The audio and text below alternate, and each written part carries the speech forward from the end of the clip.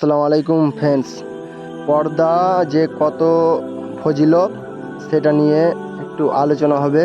এক আলেম সাহেব তার স্ত্রীকে নিয়ে ট্রেনে করে কোথাও যাচ্ছিলেন। পাশের সিটে এক উচ্চ শিক্ষিত লোক এবং তার স্ত্রী বসেছিল। সেই লোকটির স্ত্রীর গায়ে ছিল বেশ খোলামেলা পোশাক। এক সময় ওই উচ্চ শিক্ষিত লোকটি আলেম সাহেবকে শুনিয়ে বলতে লাগলো, মোল্লারা তাদের নিজেদের বউকে আবদ্ধ করে রাখে, তাদের কোনো স্বাধীনতা নাই। তখন সেই আলেম সাহেব বললেন, ভাই আপনার ওই ব্যাগের মধ্যে আছে কি? লোকটি বলল, কেন? এতে আমার মহামূল্যবান জিনিসপত্র রয়েছে। আলেম সাহেব বলল, আপনি এগুলো ব্যাগের ভিতরে রেখেছেন কেন?